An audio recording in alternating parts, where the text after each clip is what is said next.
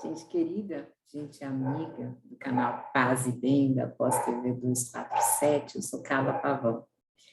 Essa quarta-feira é um dia de extrema felicidade para mim, ainda que nós estejamos num cenário desolador, e eu partilho dessa felicidade com cada um de vocês, porque eu chego aqui há 50 anos da minha vida.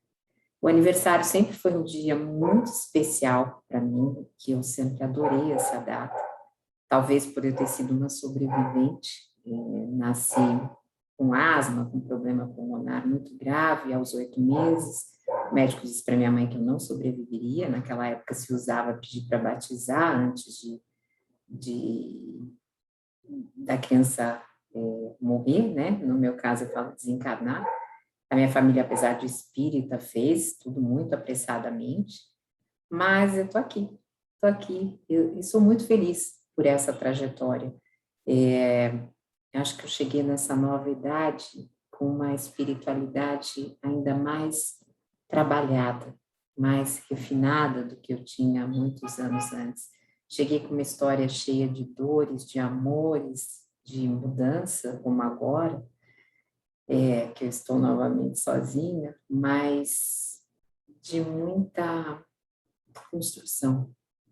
E o canal Paz e Bem, a comunidade Paz e Bem, querido amigo Mauro Lopes, querido amigo o reverendo Eduardo Henrique, Dora Encontre, Cláudia Guilherme, de todos os amigos do Sejus, Caminhos do Espiritismo, em especial os coordenadores, Orfan e Felipe Albani, eles são parte muito importante dessa jornada de transformação que eu fiz, principalmente nos últimos 7 anos e meio.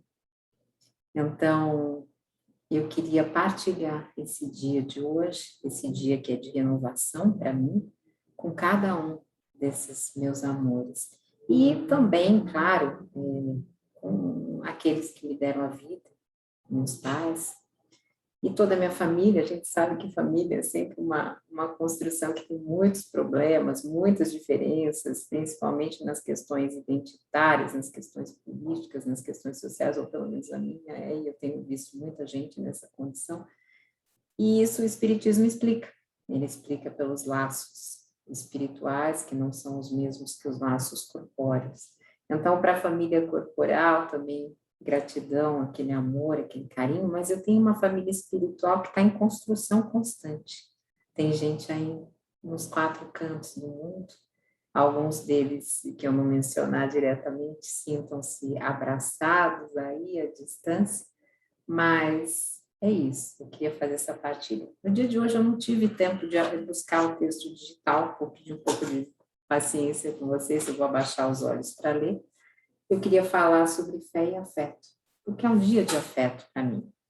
Esse livro aqui do Frei Beto já trouxe algumas vezes para vocês, e ele vai falar um pouquinho sobre a crise civilizatória e o papel da ética. E eu resolvi falar sobre ética no dia de hoje, porque a construção de uma vida também perpassa por dúvidas éticas, né? A gente tem um monte de coisa. E especialmente no olhar espírita, a gente tem a dúvida ética e a dúvida do que fizemos em outras encarnações para estarmos diante de tantos dilemas. Então, quando o Frei Beto vai dizer o seguinte, que a cultura espiritual é sinônimo de ética, que para o grego, o ethos significa casa no sentido amplo do habitado ser humano, tanto a natureza quanto a vida social. O ethos é uma casa em construção, e nela o ser humano se pergunta pelo sentido de si mesmo, pelo rumo e objetivo do projeto que assume.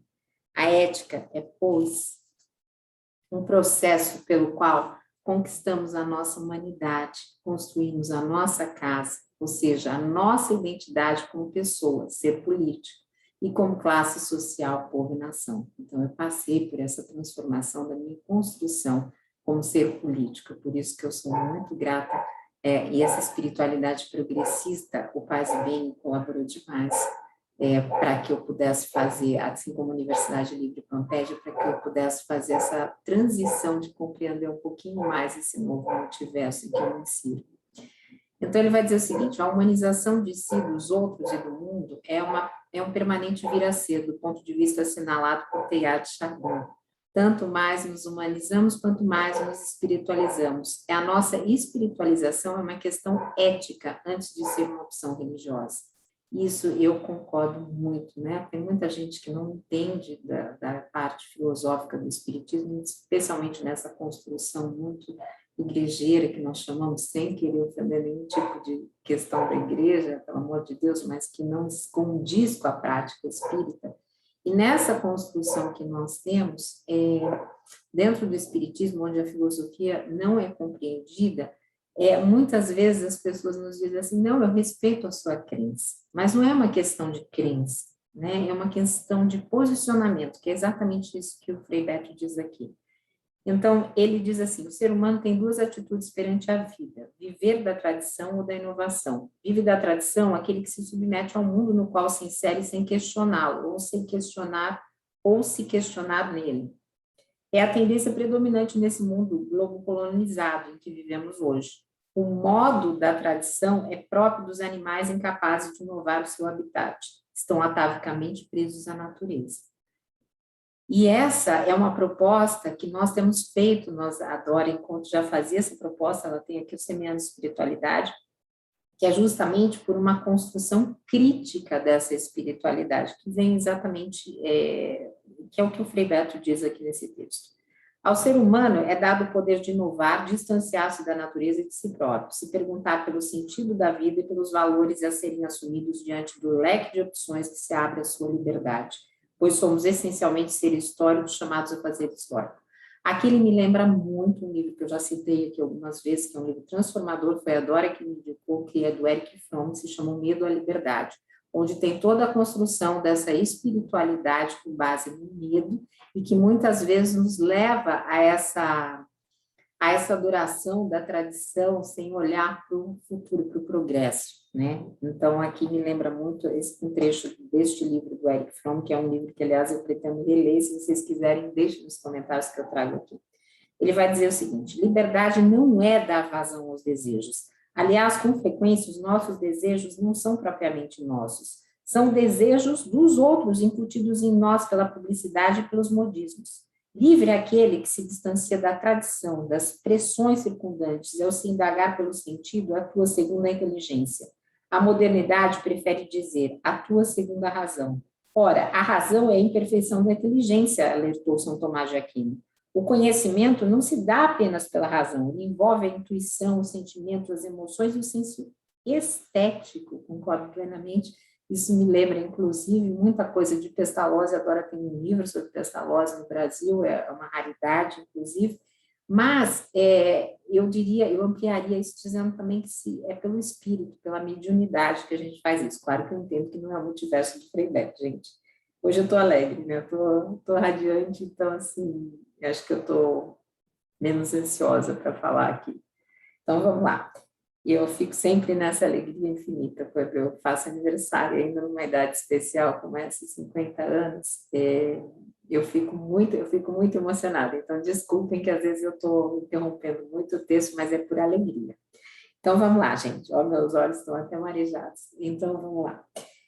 Aqui. Aí ele vai dizer o seguinte, assim, a ética nasce não do logos, mas do pathos, ali onde reside a emoção. Nasce da terra fértil da subjetividade, na qual se fortalecem as raízes de nossos valores e princípios. A razão é a instância intermediária entre o pathos e a contemplação, a suprema forma de conhecimento, aquela que nos faz vivenciar o real. Por não perceber essa diferença, somos capazes de reconhecer a miséria e analisá-la, razão. Mas nem sempre somos sensíveis a ela ou ficamos indignados diante dela a ponto de atuar para erradicá-la, pathos.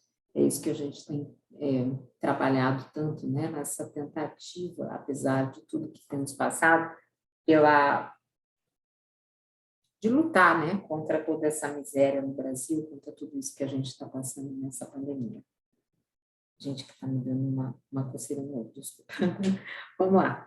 ética social. E aqui ele vai entrar num tema que nos é muito caro como espíritas. Você sabe que nós estudamos muito Sócrates e Platão dentro do espiritismo como precursores do espiritismo. A gente já falou aqui algumas vezes sobre isso, inclusive no Caminhos do Espiritismo. No Evangelho segundo o Espiritismo tem um capítulo dedicado a isso. Logo na introdução, na verdade, né, um capítulo. Então, ele vai falar assim, Sócrates foi condenado à morte por heresia, como Jesus. Acusaram-no de pregar aos jovens novos deuses. De fato, a iluminação de Sócrates não lhe abriu os olhos diante do céu, e sim diante da terra. Ele percebeu que não poderia deduzir do Olimpo uma ética para os humanos. Os deuses do Olimpo podiam explicar a origem das coisas, mas não ditar normas de conduta aos humanos. A mitologia, repleta de exemplos nada edificantes, obrigou os gregos a buscar na razão os princípios normativos de nossa boa convivência social. A promiscuidade reinante no Olimpo podia ser objeto da crença, mas não convinha traduzir-se em atitudes. Assim, a razão conquistou autonomia frente à religião. Em busca de valores capazes de normatizar a convivência humana, Sócrates apontou a nossa caixa de Pandora, a razão. E aqui eu queria fazer um agradecimento também para a Fernanda Carlos Borges. Se você não assistiu, nós temos a série Mulheres e Mitos, onde a gente fala muito sobre mitologia e a questão do feminino das mulheres inseridas no dia de hoje, na atualidade. E por que eu quero agradecer também a Fernanda? Porque a Fernanda foi a primeira intelectual que me abriu as portas, sem nenhum tipo de elitismo, para uma construção que eu pretendo fazer até o final dos meus dias dentro de uma intelectualidade, de uma espiritualidade plural. Eu só tinha espiritualidade. Então, minha gratidão também à professora Fernanda. Então, vamos lá. Ao Mauro, todo mundo aqui desse canal também, né? A TV dos 47, que nos permitiu estar aqui, mas vamos lá, vamos continuar aqui o texto, senão esse aqui vai ficar com 30 minutos no dia de hoje. Se a nossa moral não decorre dos deuses, então somos nós, seres racionais, que devemos erigi-la. Em Antígona, peça de Sófocles, em nome de razões de Estado, Creonte proíbe Antígona de se sepultar seu irmão Polinice. Nós temos sobre Mulheres e Mitos, a gente fala sobre isso. Ela se recusa a obedecer às leis não escritas e imutáveis que não datam de hoje nem de ontem, que ninguém sabe quando apareceram. É a afirmação da consciência sobre a lei, da cidadania sobre o Estado, do direito natural sobre o divino. Allan Kardec também vai falar muito sobre a questão do direito natural, ele vai falar em algumas perguntas do Livro dos Espíritos, se vocês quiserem saber um pouquinho mais da questão espírita. Aí Frei Beto diz, Sócrates defendia que a ética exige normas constantes e imutáveis. Não pode ficar na dependência da diversidade de opiniões. Platão trará luzes à razão humana, ensinando-nos a discernir realidade e ilusão. Em República, ele lembra que para Trasímaco, a ética de uma sociedade reflete os interesses de quem ali detém o poder. Conceito que será retomado por Marx e aplicado à ideologia. O que é poder? É o direito concedido a um indivíduo conquistado por um partido ou classe social de impor a sua vontade aos demais. E Aristóteles nos arrancará do solipsismo ao associar felicidade e política. Mais tarde, Tomás de Aquino, inspirado por Aristóteles, nos dará as primícias de uma ética política, priorizando o bem comum e valorizando a consciência individual como reduto indefassável e soberania popular como poder por excelência. Maquiavel, na contramão, destruirá a política de toda a ética, reconduzindo-a ao mero jogo de poder e balcão de interesses, onde os fins justificam os meios. Então, agora que nossa comunidade já chegou aí aos 39 mil no canal Paz e Bem, que nós temos todo esse tempo aqui já de jornada, dessa construção coletiva, que nós possamos cada vez mais nos firmarmos nessa troca tão valiosa e tão amorosa que nós realizamos aqui, que é uma resistência pacífica, uma resistência de uma espiritualidade que acolhe pluralmente, que nos torna humanos e nos permite exercitar esse patos. Um beijo grande a cada um de vocês. Tem caminhos do espiritismo, gente? Paz e bem, paz e bem. Um beijo.